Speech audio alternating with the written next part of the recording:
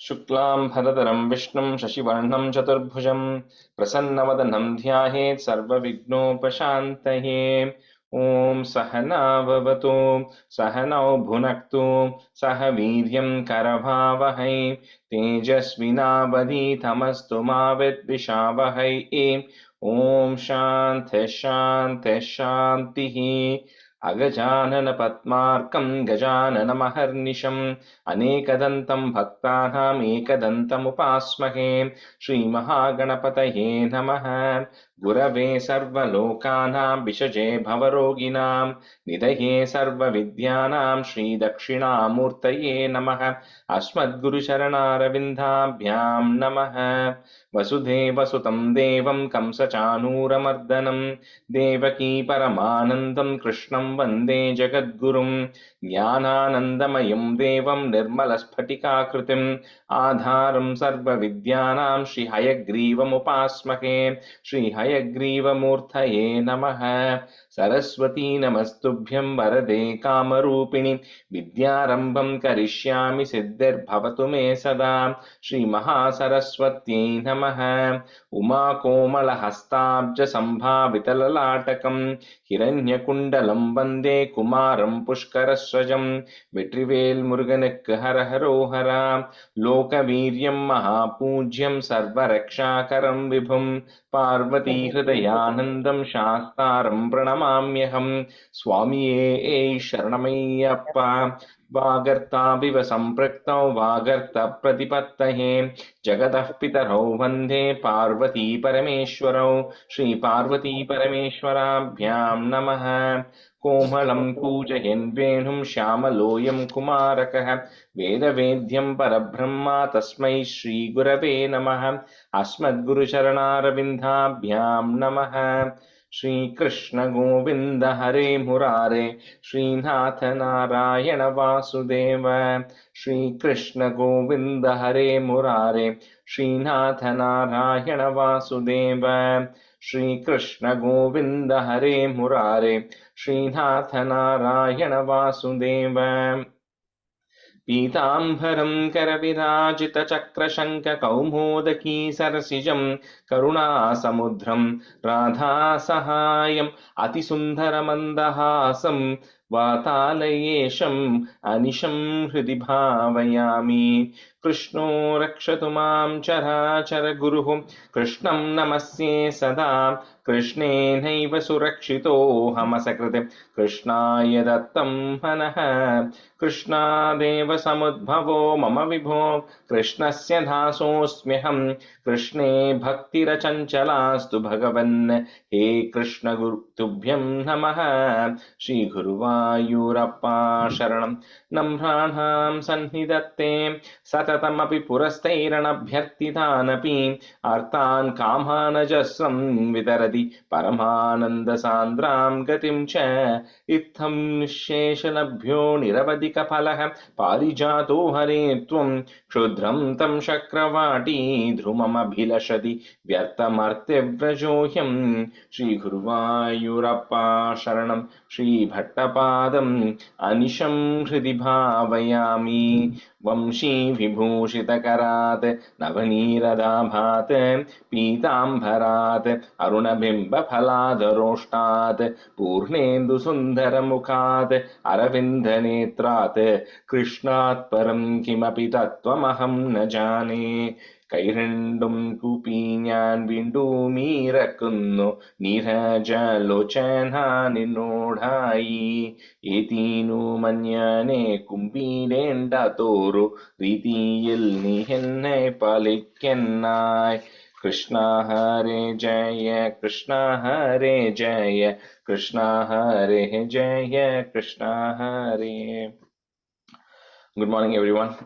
Happy Mother's Day to all of you. Thanks for joining even on this day. So, get started. So, we'll do a quick review of 39. Padmagaru, do you want to do 39? And then Srividya, can you do 40? Okay, I'll try my best.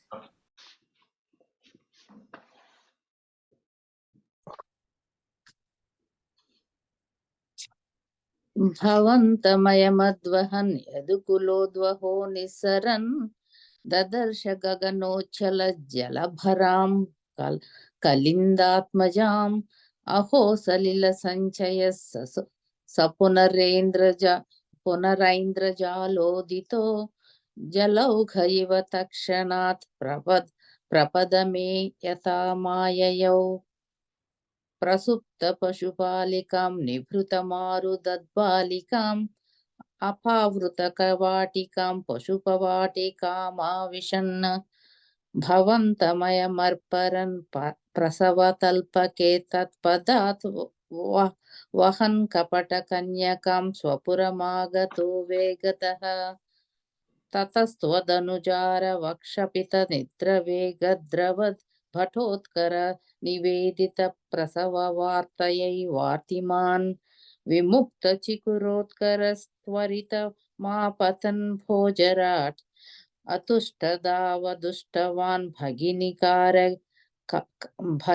కాకరే కన్యకాం. Padma, the fourth line, first set of words.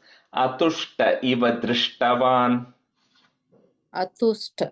అతుష్ట ఇవ దృష్టవాన్ భగిని కాకరే కన్యకాం ధ్రువం కపటశాలినో మధుహరస్య మాయా భవేత్ అసావితి కిశోరికాం భగిని కాకరాలింగితాం ద్విపో నలిని కాంతరాదివ మృణాలికామాక్షిపన్ అయం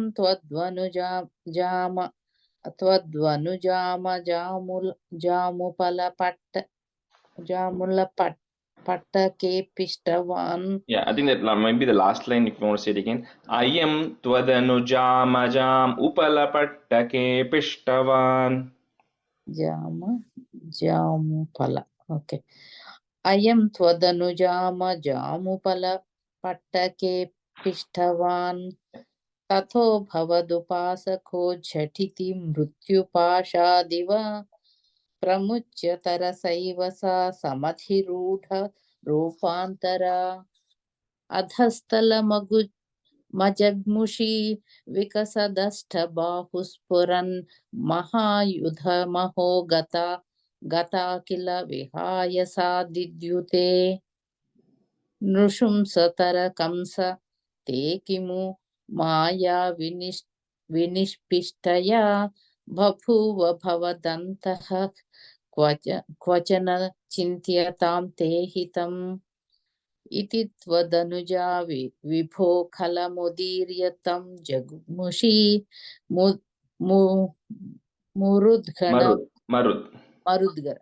మరుద్ఘన పణాయిత భువి చ మందిరాణ్యేయుషి. That first line, one small correction. It's Maya. I think you said Maya or something. The first line.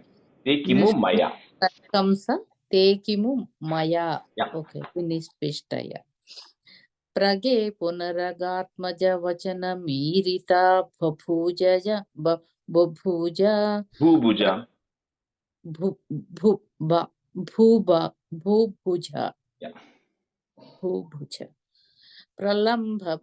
ప్రలంబక Putana ప్రముఖ దానవామానినః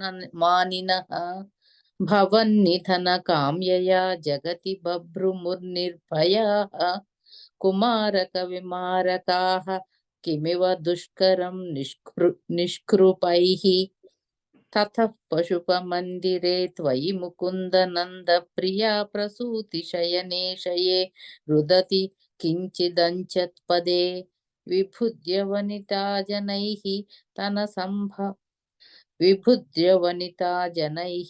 తనయ సంభవే ఘోషితే ముదా కిము వదామ్యహో సకలమాకులం గోకులం అహో ఖలు యశోదయా నవకలయా చేతోహరం భవంతమలమంతికే ప్రథమమాపి బంత్యాదృశా పునస్తనభరం నిజం సపది పాయయంత్యాముదా మనోహర తనుస్పృశా జగతి పుణ్యవంతో జితాః भवत्कुशलकाम्यया सकलु नन्दगोपस्तदा प्रमोदभरसङ्कुलो द्विजकुलाय किन्नाददात् तथैव पशुपालकाः किमु न मङ्गलं ते निरे जगत्त्रितयमङ्गल त्वमिह पाहि मायामयात् मामामयात्. मामामयात्. Krishna Brahmane Namaha. Very good. Dasakam Shividya, will you be 40. able to do it or? Yeah, I can do first half and Okay. Anybody else wants to do the second, or anybody else wants to do 40? I think Sita, you were a student last time, right? So maybe if anyone else I wants can to do it, Rajesh. Okay. Okay. That's fine. Can I go? Yeah, go ahead. तदनु नन्दम मन्दशुभास्पदं नृपपुरीं करदानकृते गतं समवलोक्य जगादभवत्पिता विदितकं ससहाय जनोद्यमः अयि सखे तव बालकजन्म मां सुखयतेद्य निजात्मज जन्मवत् इति भवत् पितृताम्रजनायके समधिरोप्य शशंस तमादरात्. And the first two lines, Lata, it's together, okay? After Balaka Janma Mam, there's a Correct. plus. Now plus potrikam, but when Yeah. I told I didn't. Okay. You want me to repeat it? No. Just keep going, yeah.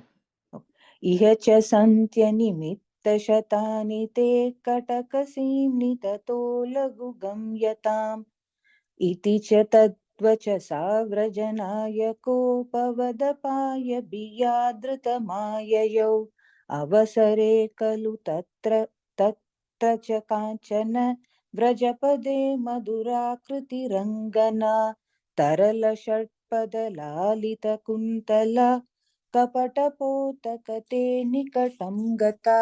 A small correction. First line, it's Kachana. I think you said in. You said Kanchana. You said it's just Kachana. Oh, Kachana. No, Kachana. Okay. सपदि साहृत बालकचेतना निशिचरान्वयजा किल पूतना व्रजवधूष्विह केयमिति क्षणं विमृशतीषु भवन्तमुपादते ललितभावविलासहृतात्मभिर्युवतिभिः प्रतिरोध्वम.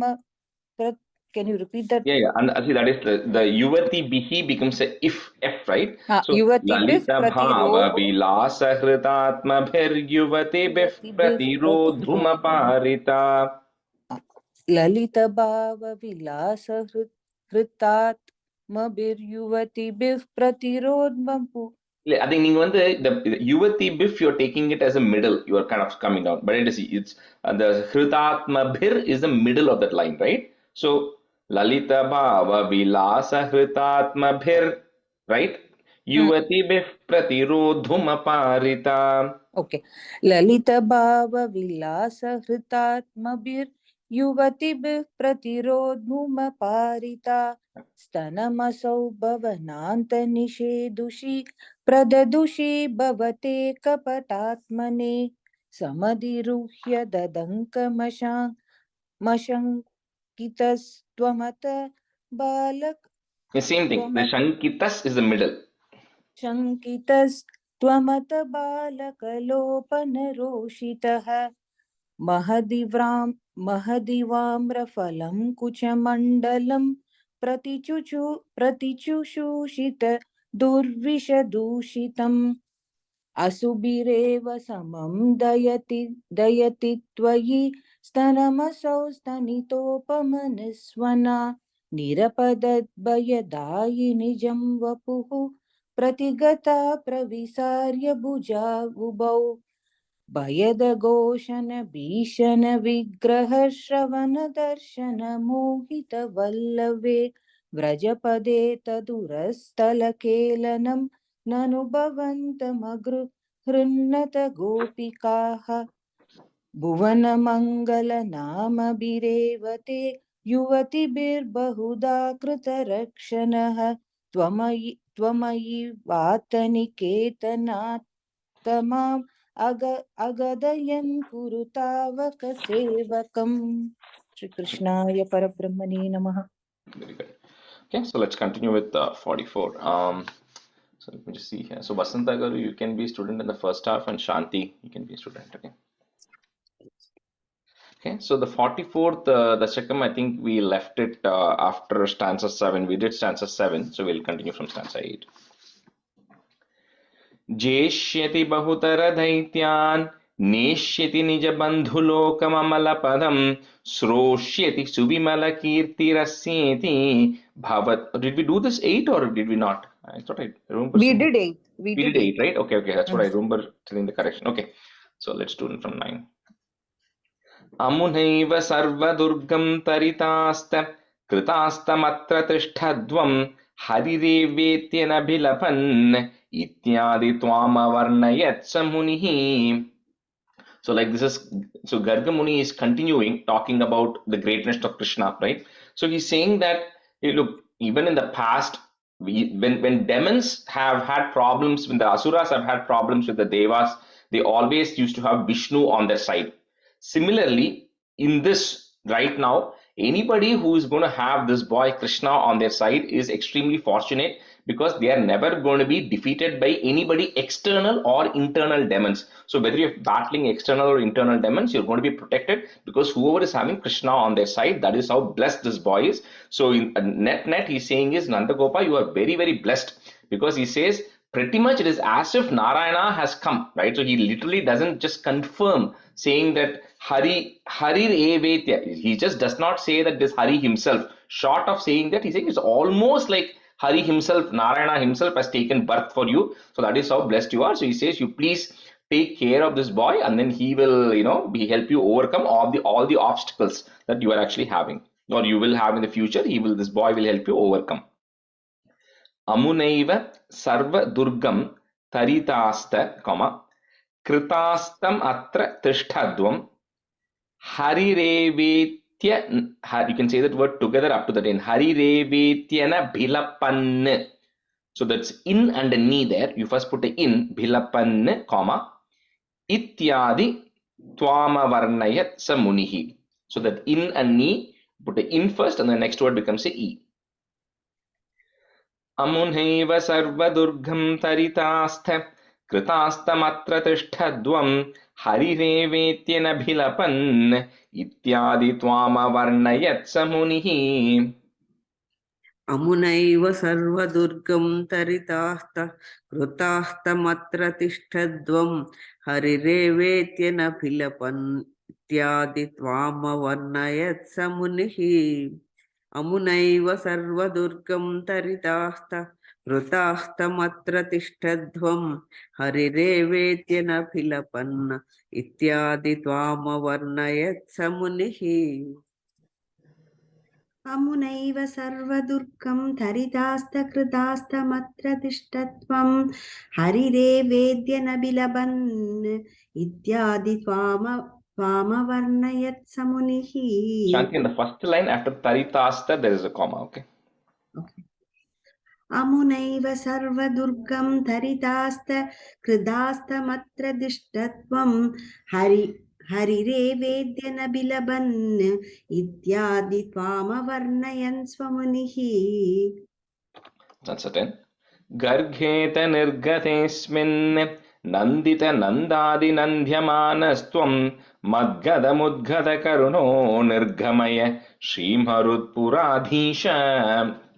Says after Garga Muni now left, so Nanda and others were extremely delighted, because they are very happy that they got a boy who's actually going to help them out in the future. He's going to hold the clan also up, right? Protect the entire clan. So everybody's extremely happy, and they all took good care of you, Krishna. So Lord of Guruvayur, who is full of compassion. So Udghada Karuna, who's filled with karuna or compassion, please quickly eradicate all my ailments. Gargeta Nirgatesmin, Nandita Nandadi Nandhya Manastwam Madgadam Udgada, if you want to break it, Madgadam Udgada Karuno Nirgamaya, because Nirgamaya means remove, so comma Shri Marutpuradhisha.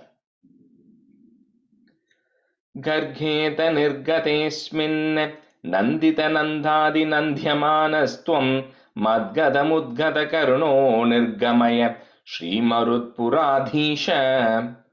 गर्गेऽथ निर्गतेऽस्मिन् नन्दितनन्दादिनन्द्यमानस्त्वं मुद्गदमुद्गतकरुणो निर्गमय श्रीमत्पुराधीश Madgadam, Udgada.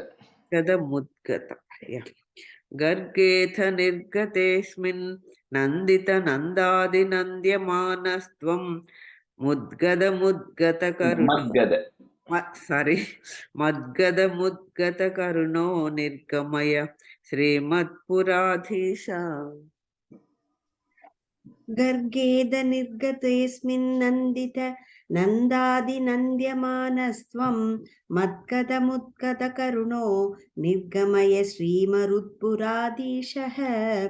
So Shanti, on the first line after Nirgatesmin there is a comma. Okay.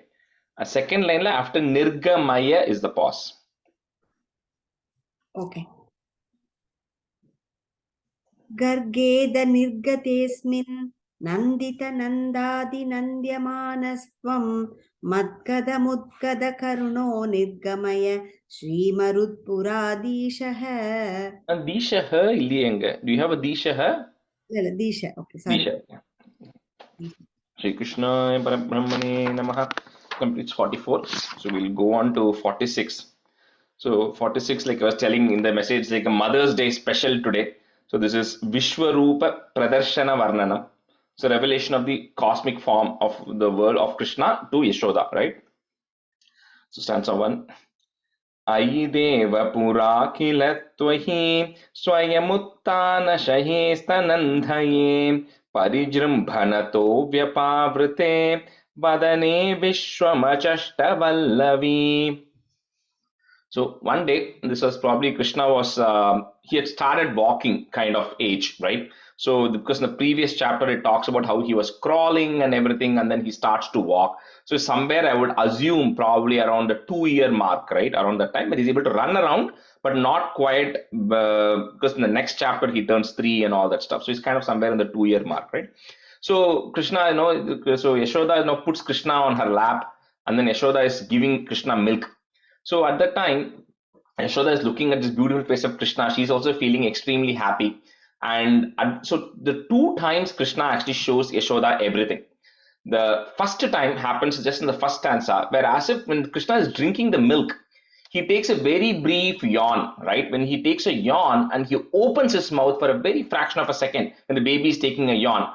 And just when Yashoda looks down, because she's putting Krishna on her lap and breastfeeding him, suddenly she sees the entire world in his mouth. Very brief moment, right? But when she looks at it, suddenly she's also like, astonished, because when you're feeding somebody and the baby opens their mouth and you suddenly for a fraction of a second, you see all these things in his mouth. By the time you could comprehend, everything was gone, right? So she, for a second, she thought that, this is something that, she just imagined, right? When the first time when it happened. So here, Bhattaripat says, Swayam, Yashoda did not even ask you this first time. You yourself decided that you want to show Yashoda what is the entire universe like. So you very opened your mouth and very briefly for a second, Yashoda saw everything, but then it was so confusing for her that she did not even understand what was happening and she moved on, right? She thought it was just her imagination and she left. So Ayi Deva Pura Kila Tvai, Swayam Uttanashaye Sthanandhaye Parijrumbhanato Vyapavrite, Vadane Vishwamachashta Vallavi, longi. Aideva Pura Kilatvahi Swayamuttanashaye Stanandhaye Parijrumbhanato Vyapavrite Vadane Vishwamachashta Vallavi.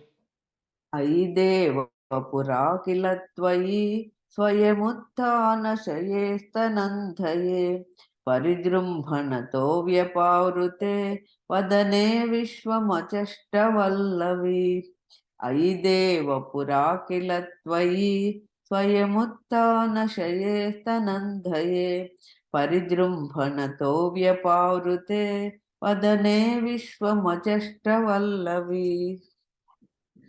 अयि देव पुरा किल त्वयि स्वयमुत्थानसयेतनन्दये परिजृम्भणतो व्यवावृते वदने विश्वमसष्टवल्लवी अयि देव पुरा किल त्वयि स्वयमुत्थानसयेस्तनन्दये परिजृम्भणतो व्यवावृते वदने विश्वमसष्टवल्लवी. And the first line, the Twayi, is a short E. Okay, so just cut it short. Ayideva Purakila Twayi. That's it. Okay, you don't stretch that one there. Okay. Stanza 2. Punarapyata balakai samham Twayi leela nirate jagatpate phala sanchaya vanchana krudha tava mridbhojanamuchurarbhakaha. So just now, few days passed by. So Krishna and all his friends and Balarama are all playing. So what the boys end up doing is they end up stealing some fruits from somebody else, right? From some other garden or something, the boys end up stealing fruits. So now Krishna goes and steals those fruits from the boys. So of course, like any small 2-3-year-old boys, they're all like angry at Krishna. Now, of course, they can't go and complain. Sorry, I guess my wireless disconnected. I don't know why every time in the morning class the wireless disconnects.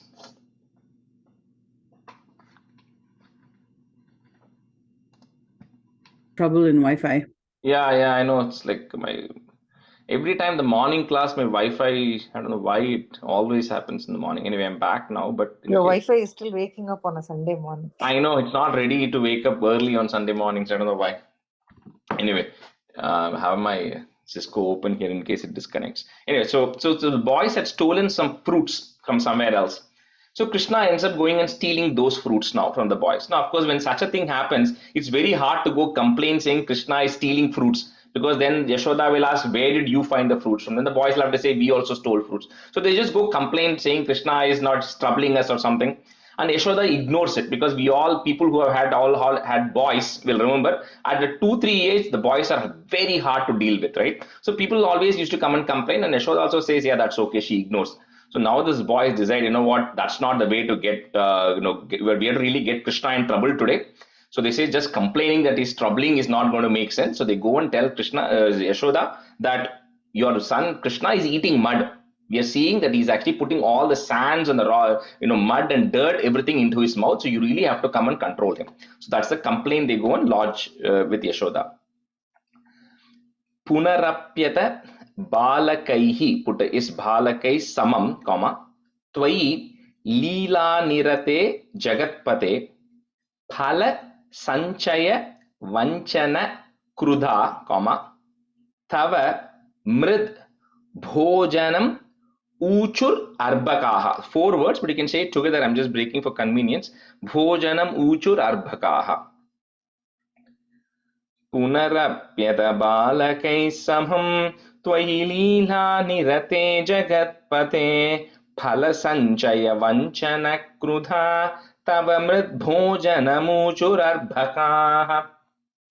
पुनरप्यथ बालकैः समं त्वयि लीला निरते जगत्पते फलसञ्चय वञ्चनक्रुधा तव मृद्भोजनमूचुरर्भकाः पुनरप्यथ बालकैः समं त्वयि लीला निरते जगत्पते फलसञ्चय वञ्चनक्रुधा तव मृद्भोजनमूचुरर्भकाः.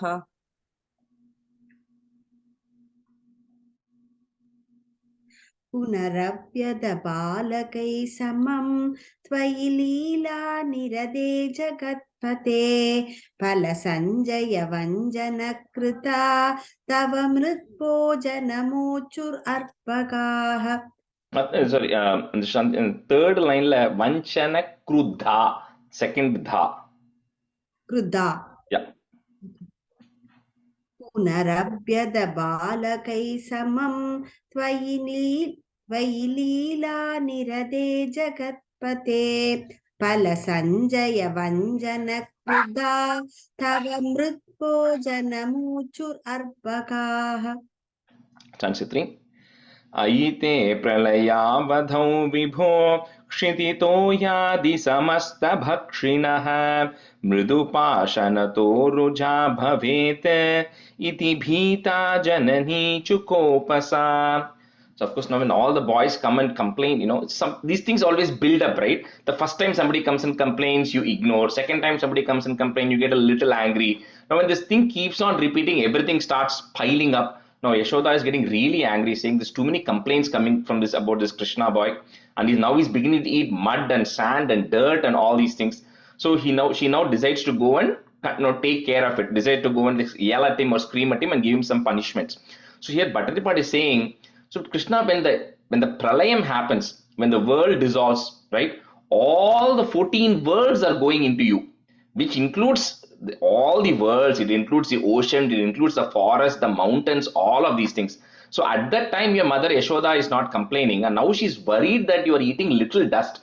He says, I don't know why Yashoda is getting stressed for all these things, right? After all, you ate some mud, which is nothing. You are able to consume all 14 worlds. But anyway, Yashoda being a mother right now, she's getting very worried that Krishna is eating sand. So, Aite pralayavadhau vibho, kshiti toyadi samasta bhakshinaha mrudu pashanato ruja bhavet. So, the di that you have there, we're going to break it, put the it, bhavet, Next word, iti. Iti bhita janani chukopasa. Aite pralayavadhau vibho kshitito yadi samasta bhakshinaha mridupashanato ruja bhavete iti bhita janani chukopasa. Aite pralayavadhau vibho kshitito yadi samasta bhakshinaha mridupashanato ruja bhavet iti bhita janani chukopasa. Aite pralayavadhau vibho kshitito yadi samasta bhakshinaha mridupashanato ruja bhavet iti bhita janani chukopasa. Aite pralayavadhau vibho क्षिदितो यादि समस्तभक्षिणः मृदुपासनदो रुजा भवेत् इति भीता जननी चुकोपसा. Aite pralayavadhau vibho क्षिदितो यादि समस्तभक्षिणः मृदुपासनदो रुजा भवेत् इति भीता जननी चुकोपसा. Sense of all. Aidurvinayatmakatvaya kimu mritsa bata vatsa bhakshita iti matragiram chiram vibho bitatam tvam pratijagnishe hasan. So Yashoda now goes and tells Krishna, like, how are you so restless that you are actually going and eating dirt, right? And she says, all your friends are complaining that you're doing this. Even your brother Balarama is complaining, right? I mean, we can all relate, right? We go tell our children sometimes, I can't imagine how you would do something like this, right? How can you even think in your mind to do something stupid like this, right? So similarly, Krishna is saying, how can you even go eat dirt? That is like unheard of, right? So Krishna, like, any child, when you go and ask a child, did you do something? When the child is lying or the child wants to say no, the child always has a smirk in its face or smiles, right? So when Krishna is smiling and saying, no, I did not eat it. All my friends are lying. Even Balarama is lying. We had some problem in some game we are playing. So all these boys are like fighting against me and they're just coming and putting me in trouble, right? So I really did not eat. But when he's saying that, he's saying is like a laugh, smiling face he's saying. So Yashoda is now thinking that Krishna is beginning to lie. So actually Krishna did not eat mud in this case, right? So but now Yashoda, is acting as if he's lying. So Yashoda he's forcing her to an incident that needs to happen, right? So I durvina yatmaka tvaya, kimu mritsa bata vatsa bhakshita iti matra giram chiram bibho, bitatham tvam pratijagnishe. So jagnishe hasan. I think some books have some words swapped there. So I don't know if any of you have it that way, then let me know. But I think there's another version of it where some of the words are displaced in different ways. अयि दुर्विनयात्मकत्वया किमु मृत्सा बत वत्स भक्षिता इति मातृगिरं चिरं विभो वितथां त्वं प्रतिजग्निषे हसन् अयि दुर्विनयात्मकत्वया किमु मृत्सा बत वत्स भक्षिता इति मातृगिरं चिरं विभो वितथां त्वं प्रतिजग्निषे हसन् अयि दुर्विनयात्मकत्वया किमु मृत्सा बत वत्स भक्षिता इति मातृगिरं चिरं विभो वितथां त्वं प्रतिजग्निषे हसन् अयि दुर्विनयात्मकत्वया किमु मृत्सा पदवत्स भक्षिता इति मातृकिरं चिरं विभो विददां त्वं प्रतिजग्निषे हसन् अयि दुर्विनयात्मकत्वया किमिमृत्सा पदवत्स भक्षिता इति मातृकिरं चिरं विभो विदधां त्वं प्रतिजग्निषे हसन्. That's fine. अयि ते सकलैर्विनिश्चिते विमतिश्चेद्वदनं विधार्यताम् इति मातृबिभर्त्सितो मुखं विकसत्पद्मनिभं व्यधारयः. So Krishna was constantly saying, no, the boys are lying, I did not eat. So at one point, Yashoda was like, you know what, I want to see for myself, right? So she says, I want to see it, so you open your mouth, so let me go check. So I always say, this is exactly like the poem we learned, if you remember. It says, Johnny, Johnny, yes, Papa. Eating sugar, no, Papa. Telling lies, no, Papa. Open your mouth. So same thing is happening. Yashoda is saying, did you eat sand? He says, no. Are you lying? He says, no, the boys are lying. He says, no, I don't trust you. Open your mouth now. So when Yashoda says, open your mouth, then that's why it says, Krishna, because of Padmanibham, your lotus-like small mouth that you have, you now decide to open it and say for your mother, okay, you want to see what is there, you can see what is going to be there, right? And then you open your mouth to your mother. So, Aite Sakalair Vinishchite, comma, Vimatish Chet Vadanam Vidaryatam Iti Matr Vibhartsito Mukham, comma, Vikasat Padmanibham Vyadarayah.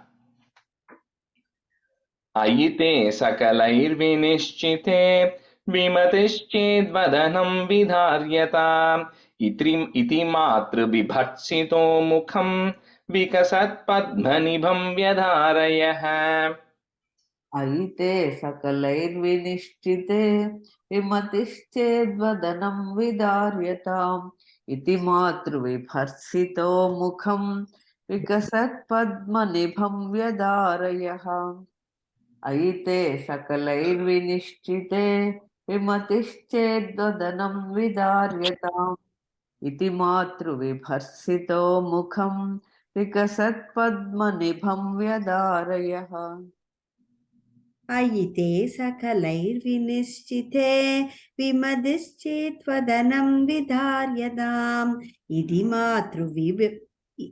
matru vibhatsito mukham vikasat padmanibham vyadharayah.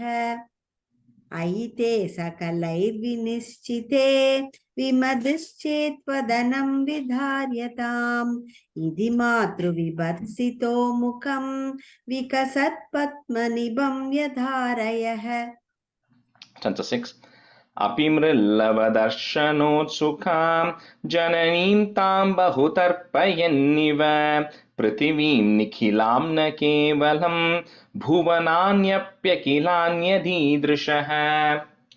So, see, when Yashoda wants to see, she was expecting to see a little bit of mud in Krishna's mouth. That's what she wanted to see. But then Krishna thought, you know what, you're my mother. You have done so much punyam to take this birth, and I want you to truly enjoy this, right? She said, you want to see just a little bit mud? I'll show you X times that, several times that, right? And today also being Mother's Day, Krishna decided, I'm going to really go give it for my mother, right? So when he opens his mouth, and this is going to go over a few stanzas, so I'll kind of stagger what all she sees.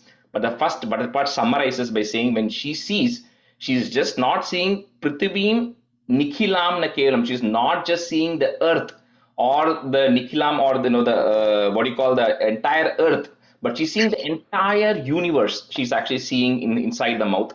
So this is the beauty of the Santana Dharma, is anytime there is a creation, the general Western philosophy is there's a creation, so there has to be a creator.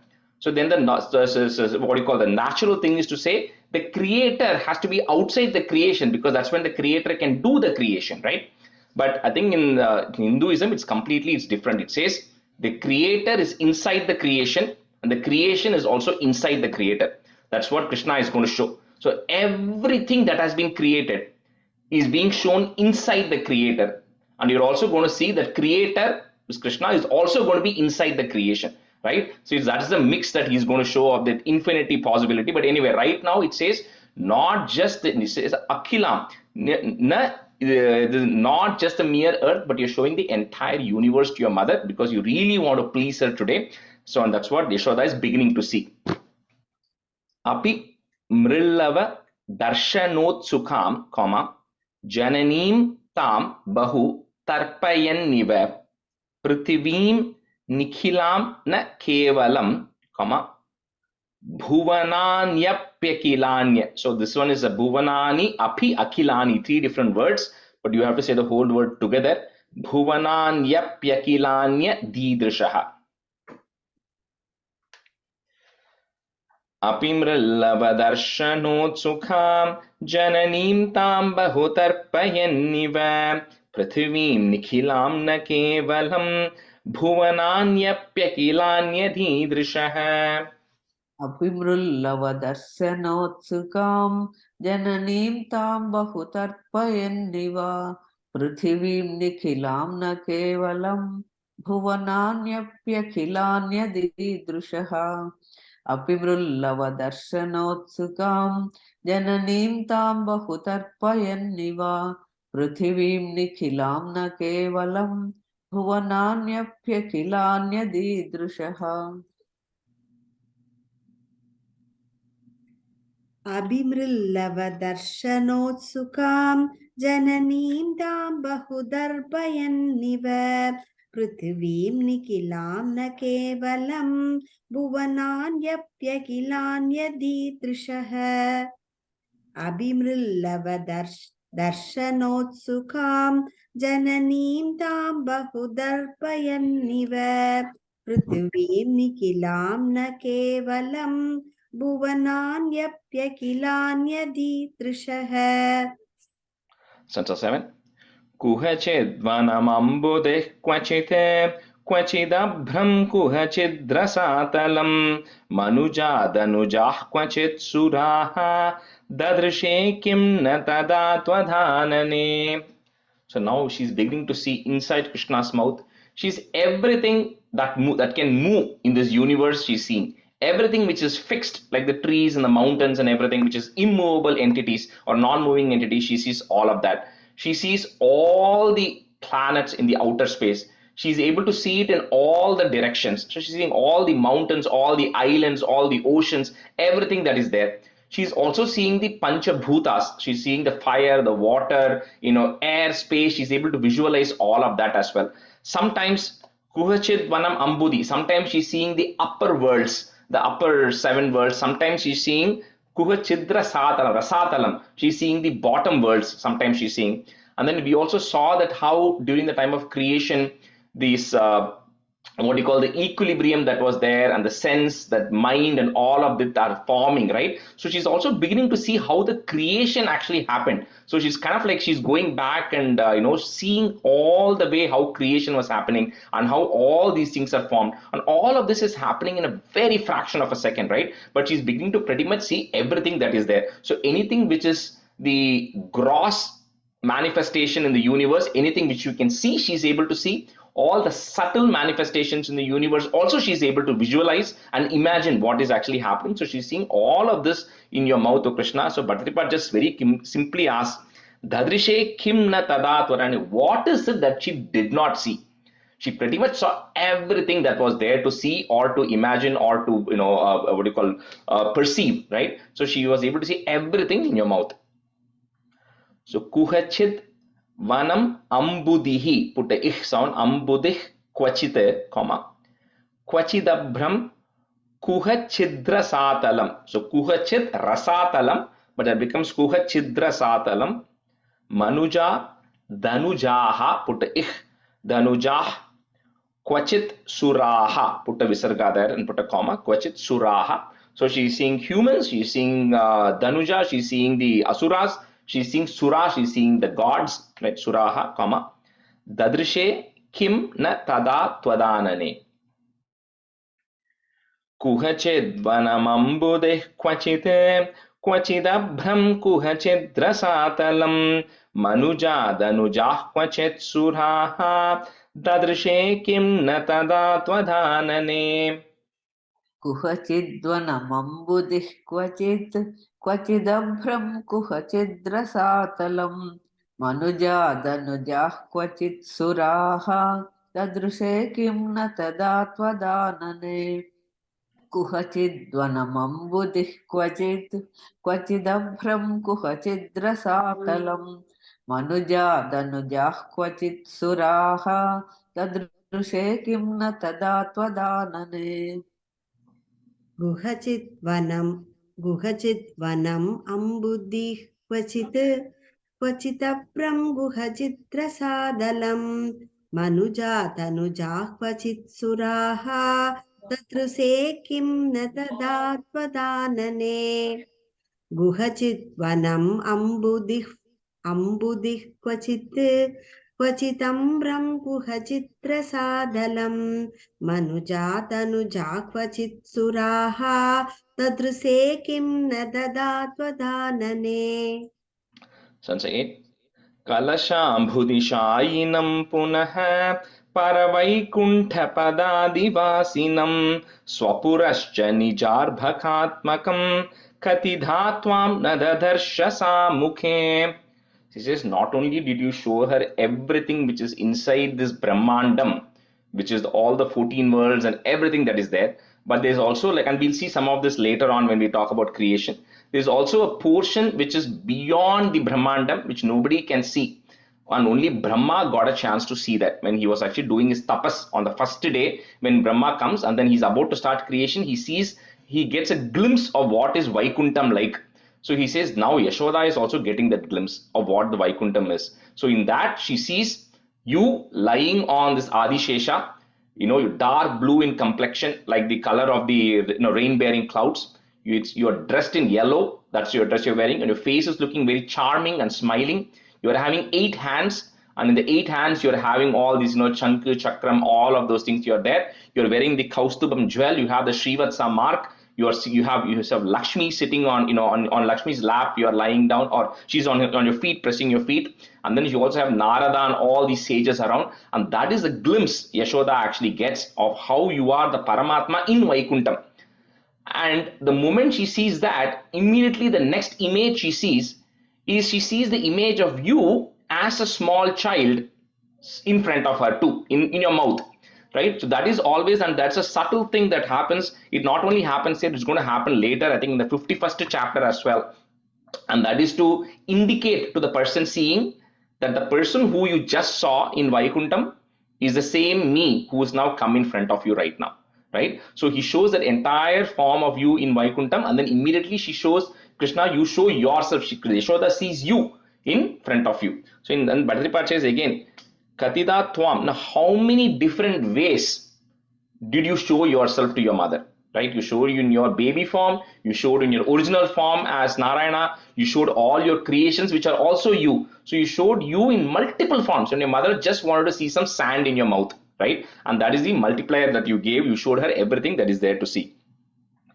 So Kalashambhudi Shayinam Punaha, Para Vaikuntha Padadhi Vasinam Swapurascha Nijarbhakatmakam, say that word together, Nijarbhakatmakam, Katidha Twam Na Dadarsha Sa Mukhe. Kalashambhudishayinam Punaha Paravaikuntha Padadhivasinam Swapurascha Nijarbhakatmakam Katidha Twam Na Dadarsha Sa Mukhe. कलशाम्बुदिशायिनं पुनः परवैकुण्ठपदाधिवासिनं स्वपुरश्च निजार्भकात्मकं कतिधा त्वां न ददर्श सामुखे कलशाम्बुदिशायिनं पुनः परवैकुण्ठपदाधिवासिनं स्वपुरश्च निजार्भकात्मकं कतिधा त्वां न ददर्श सामुखे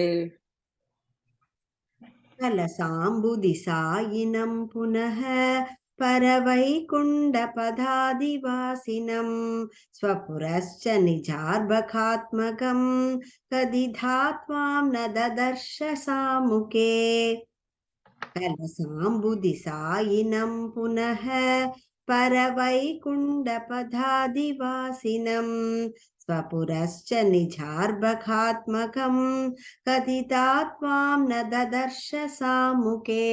Shanti, that second line, Paravaikuntha. I think you're saying da. It is tha, second tha. Paravaikuntha. Okay. Okay. All right, let's just switch it halfway. So, Ram, you can be a student, and Sujata, you can be a student. Sujata Swaminathan. Stanza 9. विकसत् भुवने मुकोदरे ननु भूयोऽपि तथा विधाननः अनया स्फुटमीक्षितो भवान् अनवस्थां जगतां बतातनोत्. So now this way, now in the cavity, like in your mouth, as you're opening your mouth and you're showing, so she's able to see all these things like we discussed. So she saw everything that was to be seen in the worlds. And then what happens is, she then inside the mouth, she sees herself. Yashoda is seeing herself sitting down and seeing a Krishna in front of her. And that Krishna has his mouth open. And inside that Krishna's mouth, she's seeing another Yashoda sitting with another Krishna in front. And this thing is going in the infinite mirrors you see in Navy Pier, right? You go and stand, you see hundreds of you, right? So she's able to see all of this, and this just keeps on going. There's never ending to it.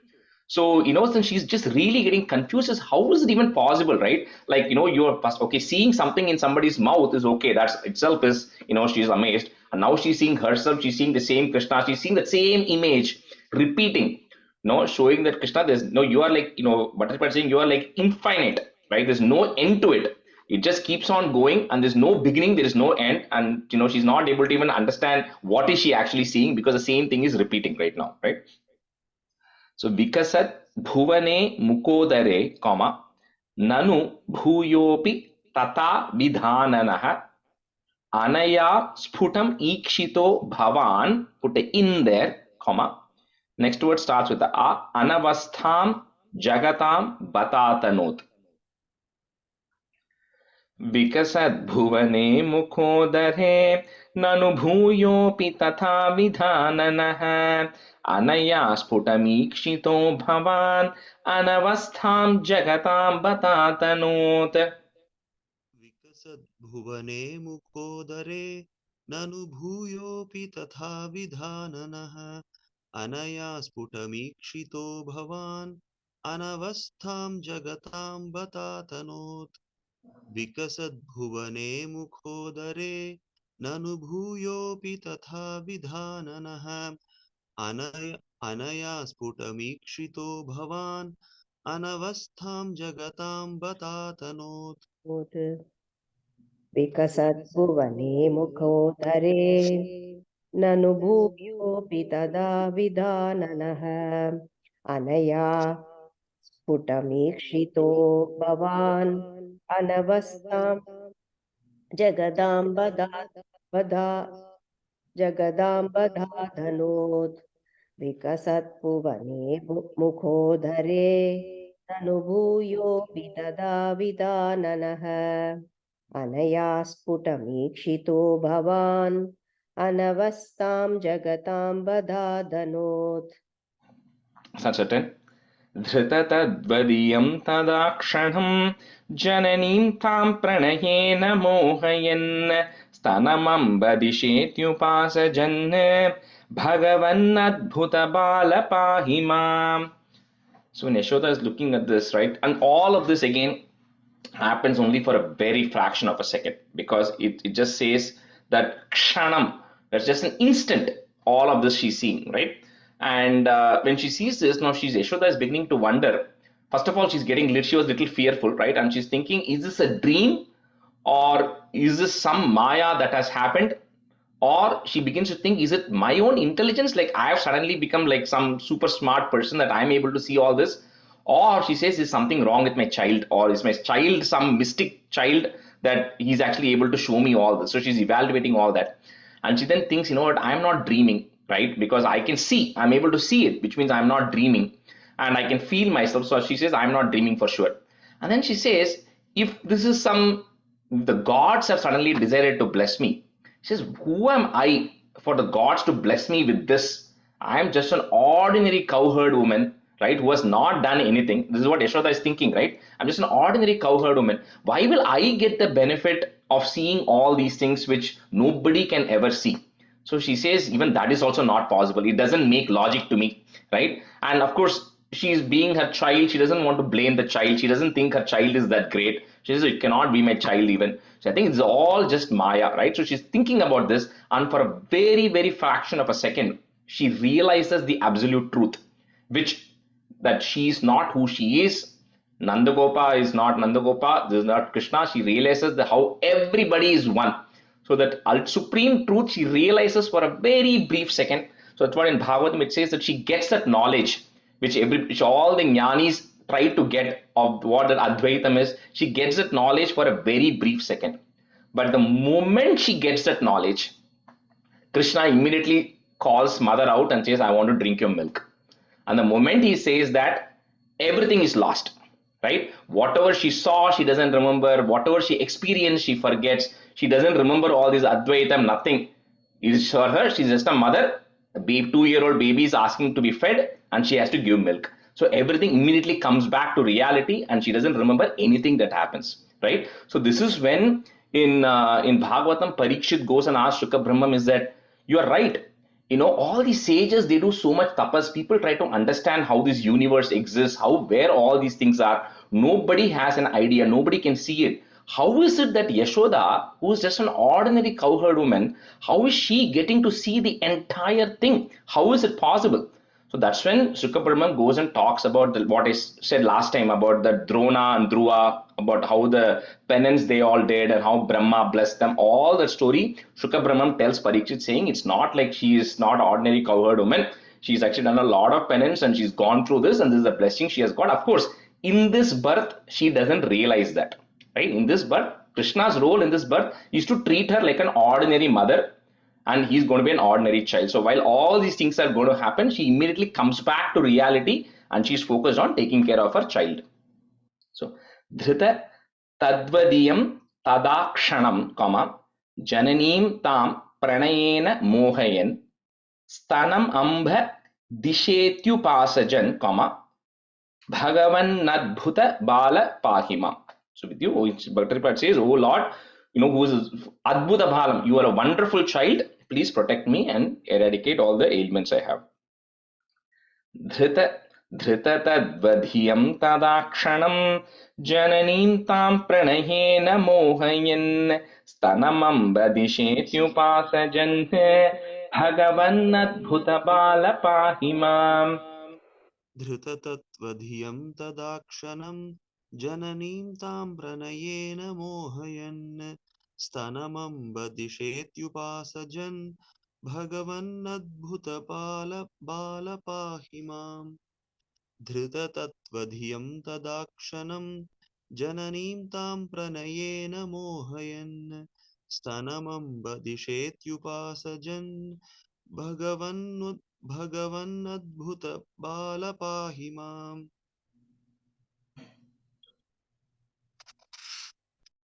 धृतदत्वदि यं तदाक्षणं जननीं तां प्रणयेन मोहयन्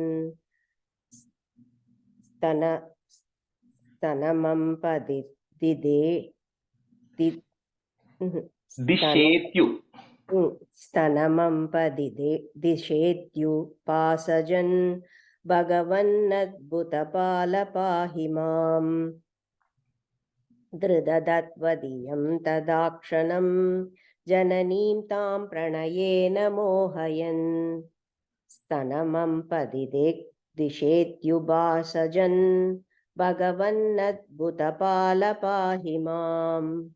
Shri Krishnaya Parabrahmane Namaha. Okay, we'll go on to 47. So 47 is Ulukala Bandhana Varnanam. So 47 and 48 are connected to the same. The story continues into two chapters, right? So we'll probably do 6 or 7 stanzas of 47 today, maybe. Stanza 1. एकदा दधिविमाथकारिणीं मातरं समुपसेदिवान् भवान् स्तन्यलोलुपतया निवारयन् अङ्कमेत्य पपिवान् पयोधरौ.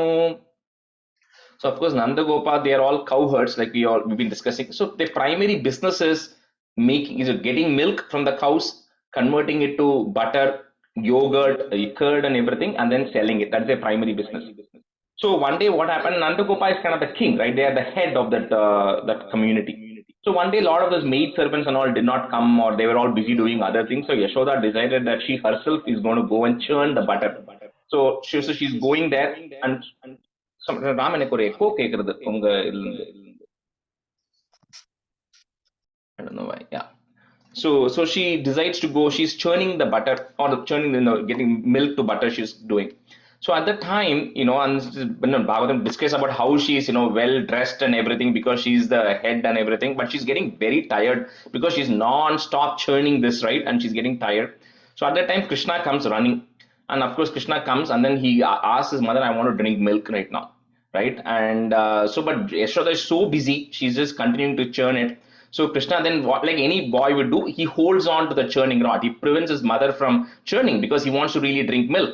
So then Yashoda stops and then she puts Krishna on her lap, and then she's about to start giving him milk. And Krishna climbs onto her lap to about to start drinking milk.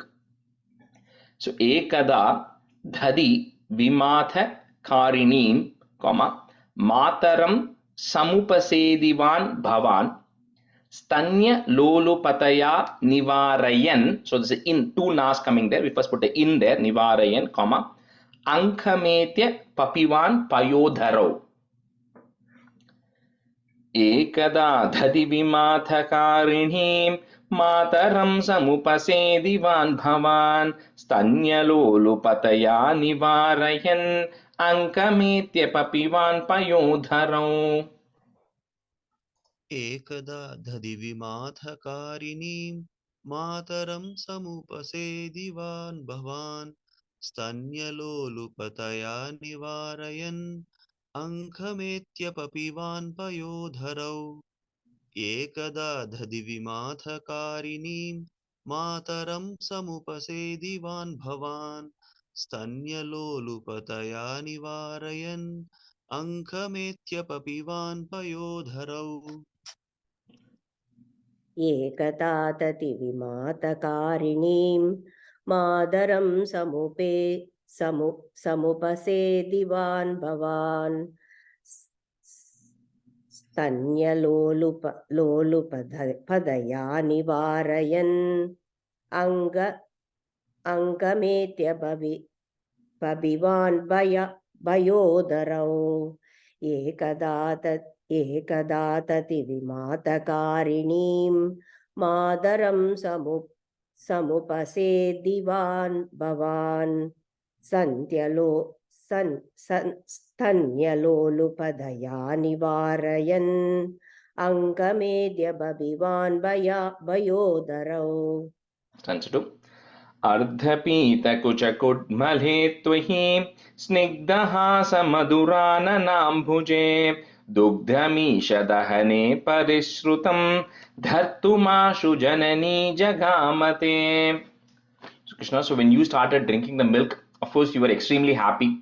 So a smile appeared on your face, and looking at you smiling, your mother is also smiling because she knows you are now happy drinking milk. So at that time what happens is, this Yashoda suddenly realizes that she's kept a pot of milk boiling in the kitchen. Like sometimes suddenly realize, did you turn the cooker off, right? So same thought she also gets. She says, I just kept some milk to boil in the kitchen. I don't know if I have actually started, if I turned it off. And suddenly she's beginning to see that smell coming of milk, getting burnt or boiling over.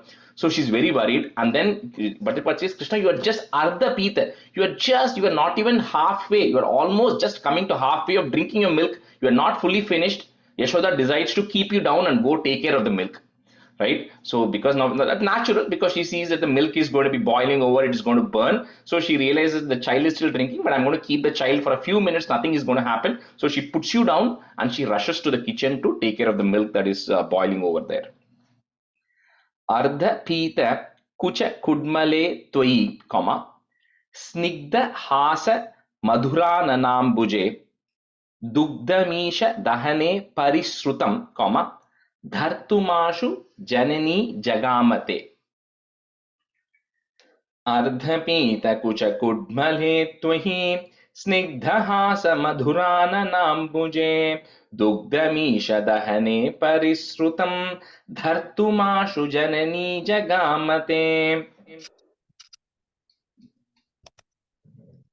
अर्धपीतकुचकुड्मले त्वयि स्निग्धहासमधुराननाम्बुजे दुग्धमीशदहने परिश्रुतं धर्तुमाशु जननी जगामते अर्धपीतकुचकुड्मले त्वयि स्निग्धहासमधुराननाम्बुजे दुग्धमीशदहने परिश्रुतं धर्तुमाशु जननी जगामते अर्धबीतकुशकुट्मले त्वयि स्निग्धहासमधुराननाम्बुजे दुग्धमीशदहने परिसृतं धर्तुमाशु जननी जगामते अर्धपीतकुशकुट्मले त्वयि स्निग्धहासमधुराननाम्बुजे मधुराननाम्बुजे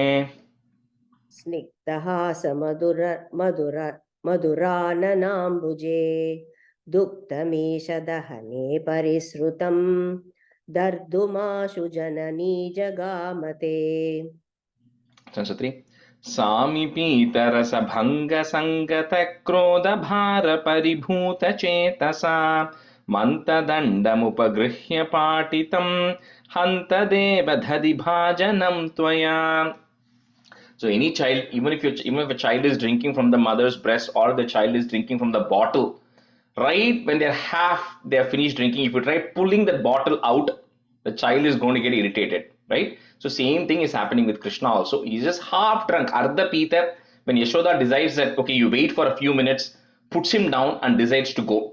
So like naturally what Krishna is, he has tears coming on his eyes. He's getting really upset because I was just beginning to drink milk and now you're completely, I'm hungry and you're breaking my happiness out. So but Bhagavatam says it's false tears, but Krishna, you're crying like any other child also false cries, right? Immediately they'll have tears coming in their eyes. So Krishna is also crying and now he wants to now do something. He's so angry right now, right? So he decides to take, now here is a slightly two different ways. So in Bhagavatam it says that Krishna takes a stone which is actually there and throws it at the pot which his mother was churning, and that breaks the pot. Bhattaripad says he takes a churning rod and then he throws the rod at that pot and the pot breaks, right? Now, Anantarama Dikshitar, when he was explaining this, he says what Bhattaripad always sticks to what is in Bhagavatam. He doesn't deviate from that, right? So he just talks about this incident. I'm just going to repeat, okay? I don't have any internet. Sorry, my internet. Rajesh, your internet is cutting off. I realized. Yeah. 1 second. Okay, I think I'm back. It says connected. Okay. Can you say it back from Anantarama Dikshitar's? Yeah. I am. I'm just making sure I'm connected. Yes, I'm connected. Yeah. Okay. So I was just saying. So Anantarama Dikshitar gives an explanation for this, right? So he says, Bhattaripad never deviates from what is in Bhagavatam. So Bhagavatam says stone. No, Bhattaripad ends up writing, right, saying stick. So then then somebody points out or he realizes saying, I wrote stick, but Bhagavatam says stone. So he doesn't want to go back and erase and write all those things again. So he says, and Bhattaripad is now talking to Krishna and saying, Krishna, what do I do, right? He's closing his eyes and telling Krishna, what do I do? Should I go and throw this away, what I wrote, or what? So he says, Krishna then comes in his mind and says, when Vyasa and Shukabrahmam and all are saying it, the angle from which they looked, it looked like it was a stone. The angle from where you are looking, O Bhattatri, it looks like a stick. So he says, neither of you is wrong. Both of them are correct. So he just, then that's how Bhattat leaves it as is, right? That's the story Anantarama Dikshita says, right? But anyway, so here you will see, if you check in Bhagavatam, it says he took a stone and threw it. Here Bhattat says he took a churning rod and he threw it. Either way, Krishna breaks the pot, right? And he breaks the pot, and all the thing that is there, curd that is there, is all overflowing right now. So Sami Pita Rasa Bhanga Sangata, and then put a plus, Krodha Bhara Paribhuta Chetasa. So those two lines you say it together. Manta Dhandam Upagrihya Patitam, comma, Hanta Deva Dhadi Bhajanam Tvaya. Dhadi is referring to curd, yogurt. सामीपीतरसभङ्गसङ्गतक्रोधभारपरिभूतचेतसा मन्तदण्डमुपगृह्य पाटितं हन्तदेव दधिभाजनं त्वया.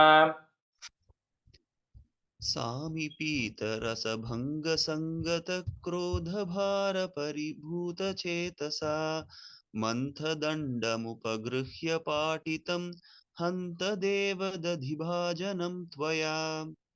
सामीपीतरसभङ्गसङ्गतक्रोधभारपरिभूतश्चेतसा मन्थदण्डमुपगृह्य पाटितं हन्त देवदधिभाजनं त्वया. सामीपीतरसपङ्कसङ्कतक्रोधपार परिपूदसेदशा. Sorry, Sujata. And the Sangatha is like end of, think of it as end of the first line, right? So Samipita Sangata, end of the first line, put a plus, Krodha Bhara. Okay. Samipitarasapangasangata Krodapari Paripuda Chedasa Mandatanda Mubakruhya Patitam Hanta Devadadipada Janam Dvaya. I think the second line, you're still continuing the same tune of the first line. That's what is happening. Samipita Bhanga Sangata Krodha Bhara Paribhuta Chetasa.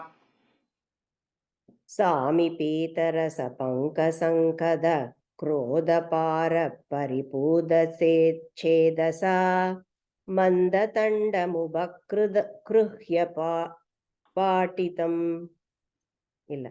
That's okay. Just continue here. Mandatanda Mubakruhya Patitam Hanta Devadadi Pajanam Tvaya. I think you didn't, the tune you can practice it later. Yeah, you got the words correct. Yeah.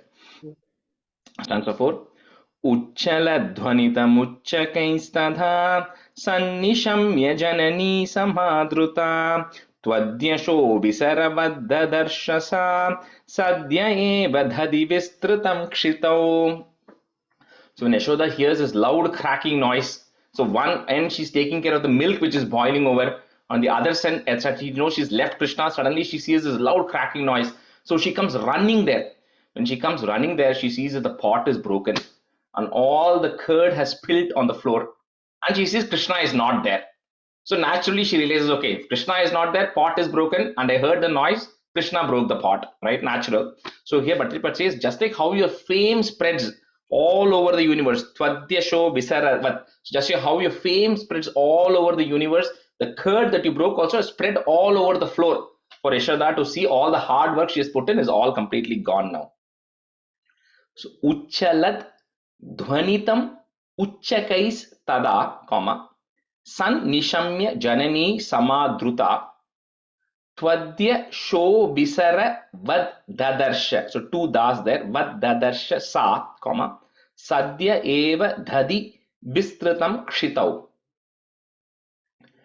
Uchchaladhvanitamuchchakaiस्तथा सन्निशम्य जननी समादृता त्वद्यशो विसरवद्ददर्शसा सद्य एव दधि विस्तृतं क्षितौ. उच्चलध्वनितमुच्चकैस्तदा सन्निशम्य जननी समादृता त्वद्यशो विसर वत्तदर्शसा सद्य एव दधि विस्तृतं क्षितौ उच्चलध्वनितमुच्चकैस्तदा सन्निशम्य जननी समादृता त्वद्यशो विसरवद्ददर्शसा सद्य एव दधि विस्तृतं क्षितौ उच्चलध्वनित मुच्चकैस्तथा सन्निशम्य जननी समादृता द्वद्यसो विशरवत् ददर्शसा सत्य एव दधि विस्तृतं क्षितौ ध्वनितमुच्चसैत्सता सन्निशम्य जननी समादृता द्वत्यसो विसरवत् ददर्शसा सत्य एव दधि विस्तृतं क्षितौ. And the first line mattu small correction, dvanitham uchchakais. I think you are slightly taking a pause at dvanitha and saying muchchakais, right? So if you're saying it together, you won't see the difference. But I think because you are taking a small pause there, it's better to say dvanitam uchchakais tada. Uchchakais tada. Yeah. Stanza 5. Vedamarga parimargitam rusha त्वामवीक्ष्य परिमार्गयन्त्यसौ सन्ददर्श सुकृतिं युलूखले दीयमान नवनीतमोथवे. So Bhattacharya is saying, now of course Yashoda, when the moment she sees this and she realizes Krishna has done it and the pot is broken, she now wants to find Krishna. So Bhattacharya says all these yogis do so much penance, they do all thousands of years of tapas to go find the Supreme Lord and they are not able to find it. Somehow Yashoda feels that she can quickly go find Krishna. It's not going to be that easy. So, but however, the problem that happened was because all the curd was filled and Krishna had stepped on it and he had run with it, right? So, like in Krishna Janmashtami, we put Krishna coming into our house with the kola maav, right? So that is how it was. Krishna had run all over the house with his footprints, which means Yashoda was able to just follow the footprints and track him down. And then when she tracks him down, he is sitting in some storage area where they store all the grains and everything.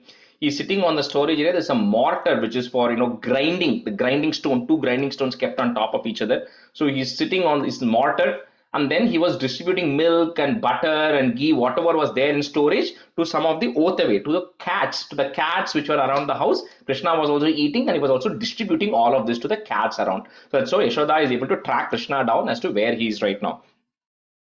So Veda Marga Parimargitam Rusha, त्वामवीक्ष्य परिमार्गयन्त्यसौ सन्ददर्श सुकृतिन्युलूखले. That's together one word. सुकृतिन्युलूखले, दीयमान नवनीतमोतवे. वेदमार्गपरिमार्गितं Vrusha त्वामवीक्ष्य परिमार्गयन्त्यसौ सन्ददर्श सुकृतिन्युलूखले दीयमान नवनीतमोतवे. वेदमार्गपरिमार्गितं Vrusha त्वामवीक्ष्य परिमार्गयन्त्यसौ सन्ददर्श सुकृतिन्युलूखले दीयमान नवनीतमोतवे. वेदमार्गपरिमार्गितं Vrusha त्वामवीक्ष्य परिमार्गयन्त्यसौ सन्ददर्श सुकृतिन्युलूखले दीयमान नवनीतमोतवे. वेदमार्गपरिमार्गितं Vrusha द्वामवीक्ष्य परिमार्गयन्त्यसौ सन्ददर्श सुकृतिन्युलूखले दीयमान नवनीतमोतवे. वेदमार्गपरिमार्गितं Vrusha द्वामवीक्ष्य परिमार्गयन्त्यसौ सन्ददर्श सुकृद्दिन् युलूखले दीयमाननवनीतमोदवे. Probably do just one more and stop, because then the story will get cut in half. So we'll stop after this stanza. Rajesh ji, just curious, what is the word for Pune here? The oath away. Which one? Oath away. Last one. Ah. Diyamananavanitam oath away. Ah, okay. Thank you. Stanza 6. त्वां प्रगृह्य बत भीतिभावना भासुरानन सरोजमाशु सा रोषरूषितमुखी सखी पुरो बन्धनाय रशनामुपाददे. So Yashoda, when she finally gets there, right? So when she gets there, then Krishna, of course, now realizes that, he's caught, right? So of course, the first thing any child will do when they realize they've been caught is they start crying. That's a defense mechanism, right? So Krishna also know that, and then they compare and say that even the great gods like Brahma, demigods like Brahma and all those also have to do so much meditation, so much service. They all rely on you, right? They worship you. And we also saw in Ajamilo Pakyanam how when the Yamadutas came, and then the emissaries of Krishna Narayana came, and then Yama said at the very end, your devotees, I'm also afraid of them. I'm afraid of you, O Krishna and Narayana. I'm also afraid of your devotees, right? That's what Yamaraj also says.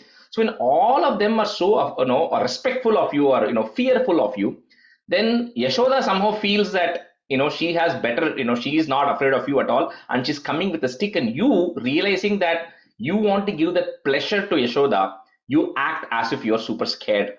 And when you're super scared, you start crying, you start rubbing your eyes, and all the kajal, the mai that you have in your eyes is spreading all over your face. Right? You're already dark colored. Now all of that is spreading, and you also have butter and ghee, everything on your face. That is like a show to be seen. So Yashoda is looking at all this, but you are beginning to cry so that you don't get punished. Right? So, with that, but Yashoda decides enough is enough. Enough number of these things happening, and you are really going to get punished today. So she decides to tie you up, because she has a lot of work to do. She has to clean up, she has to make the yogurt and all that stuff. So she decides that I'm going to tie you up with a rope, and that will stop after this stanza today. Tvam pragrihya bata bhiti bhavana, and then put a plus, bhasuranana sarojamashusa rosha rushita mukhi sakhi puro, bandhanaya rashanam upadade. त्वां प्रगृह्य बत भीति भावना भासुरानन सरोजमाशु सा रोषरूषितमुखी सखी पुरो बन्धनाय रशनामुपाददे. त्वां प्रगृह्य बत भीतिभावना भासुरानन सरोजमाशु सा रोषरुषितमुखी सखी पुरो बन्धनाय रशनामुपाददे. And the third line, whatever, Rosha Rushita, long. त्वां प्रगृह्य बत भीतिभावना भासुरानन सरोजमाशु सा रोषरूषितमुखी सखी पुरो बन्धनाय रशनामुपाददे. द्वां प्रगृह्य बत भीतिभावना भासुरा नन सरोजमाशु सा रोषरूषितमुखी सखी पुरो बन्धनाय रशनामुपादते. द्वां प्रगृह्य बत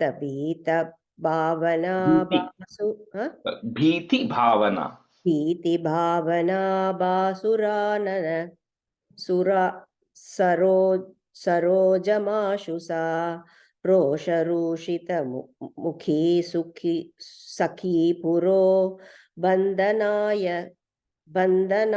रशनामुपादते.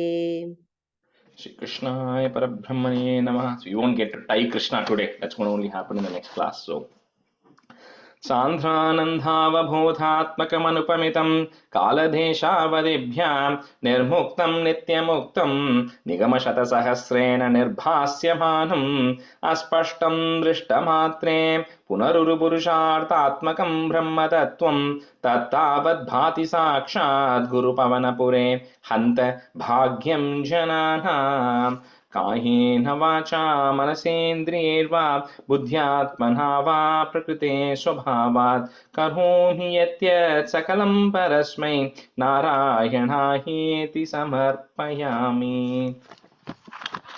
Thank you everyone. Have a Thanks, wonderful Rajesh. Mother's Day as well. Thank you.